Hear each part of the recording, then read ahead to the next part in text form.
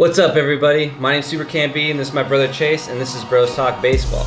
And today we have Dawson Wright, MLB YouTuber, joining us via the phones. Dawson, say hi. How's it going, everybody? It's great to have you, Dawson. You want to give us a little backstory on what you're about, what you do, what your expertise is? Yeah, sure. I'm a baseball YouTuber. I make videos on baseball history and basically current stuff that's going around in the MLB right now. Nice. Okay, so similar stuff to us. Now, we got some things we want to talk about today, some hot topics, some hot issues. Chase, why don't you tell us about the first one? So we're going to start off with the Hanley Ramirez. Have you heard?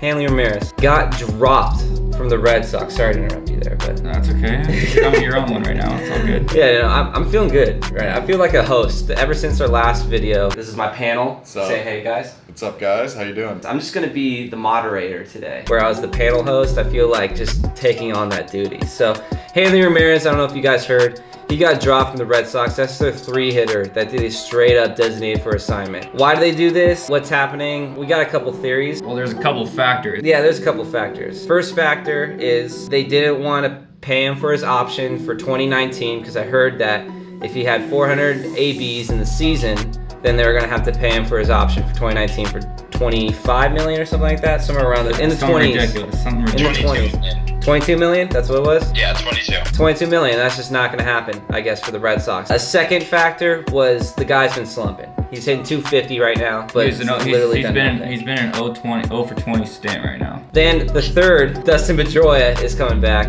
They got free up some roster space. And who are you gonna drop? You're gonna drop a hot Mitch Moreland? No. JD Martinez? Oh, why? And you got utility players for a guy who can only play one position in DH? It doesn't make sense. I think there's a dilemma here though, Dawson. All right? Even though I said all those things. How are you gonna be dropping a rookie of the year, a guy who's been just filthy for his entire career because of one slump, and he's your 3-hitter? I don't know, I don't understand that. Well, it's not just really one slump. Like, you look at last year, he only hit 242. He's been overpaid since the very start of his contract. The only year that he was barely above average was 2016 for his entire contract. You can't put him in left field. He can only play first base and DH, and he's not very good of a defensive first baseman either. He's really slow. He's on the decline. He's only hitting 254. You can't drop Mitch Moreland. Mitch Moreland is too good right now. And who are you going to drop? Raul, Eduardo Nunez? No, there's no room on the roster.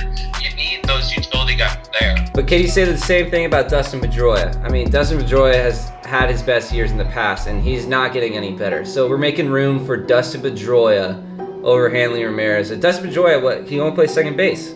Like, that's the easiest position to play on the field other than first base, I think, in my opinion, right? Why are we keeping Dustin Pedroia over Hanley Ramirez? Chase, you want to weigh in on this? I think this is where the contract part of it comes in. The fact that you're giving somebody $22 million next year to do absolutely nothing, to sit on the bench, most likely, for the future, with Moreland red hot, with, you know, Benintendi being Benintendi and the rest of the outfield doing their thing. Yeah, I just don't think that you can pay somebody $22 million to sit on the bench.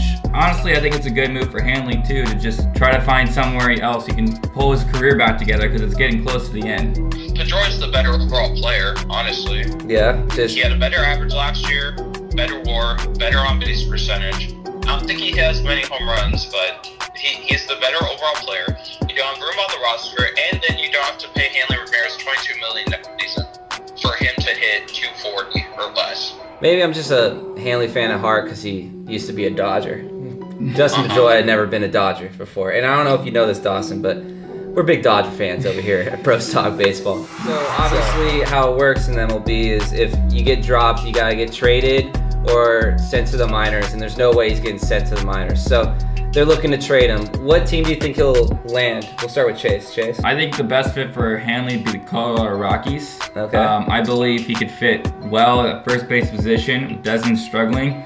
Also, Desmond can play a lot more positions than first base, so I'm not really worried about him just being dropped like Hanley was.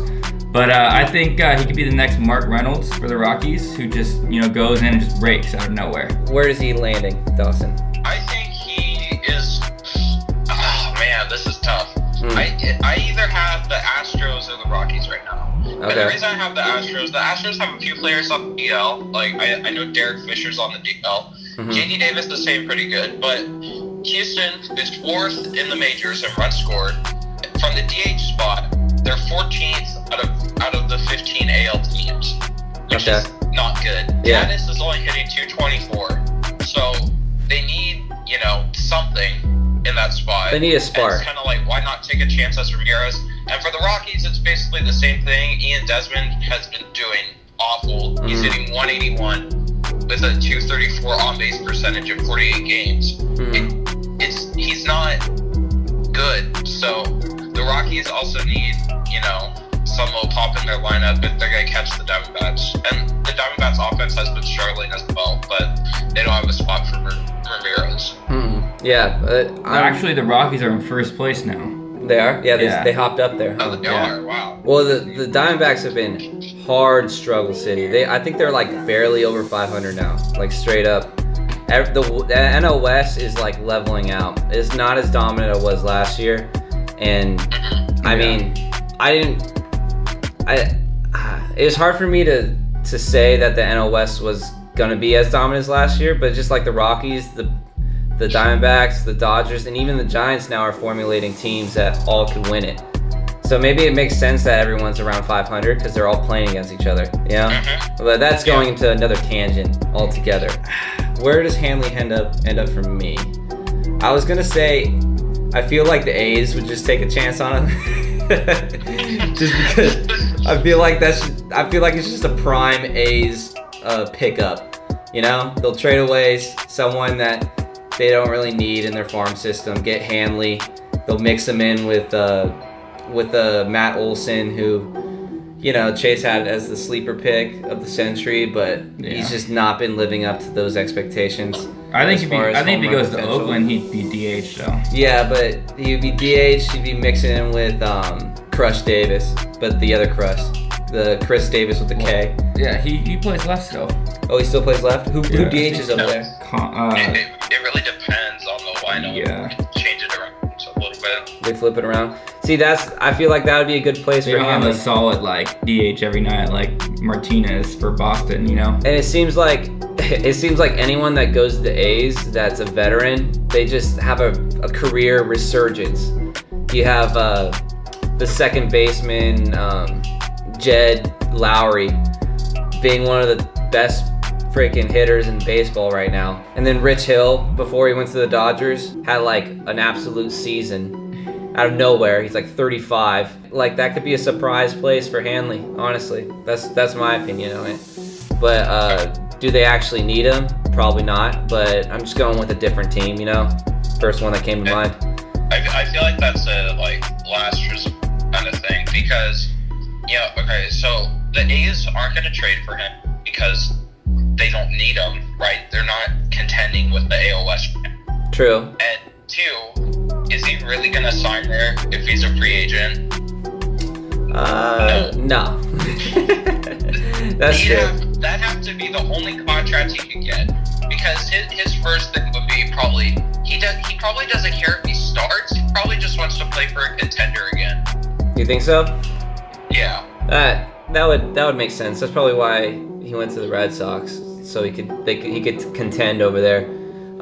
So it would have to be, well, I just think Coors Field is something he's excited about, and that's his best OPS there too. Yeah, if he's like just hitting all fly balls, like that's a freaking launch pad over there. Yeah. So that's all we got for you guys. Thanks for watching. If you like this video, please like, subscribe, and follow us on Instagram, bros_talk. And follow Dawson on Instagram. It's Dawson Wright, MLB. So give us a follow, give him a follow. And if you liked Dawson, go follow his YouTube channel too, man. Did I get everything? I think so, man. All right, cool. See you guys next time. 0 for 20 stand. Yeah. That's not going to cut it for a 2-hitter. Number 3 is... 3-hitter. Yeah. Oh, frick. Messed that one up. I was doing so good.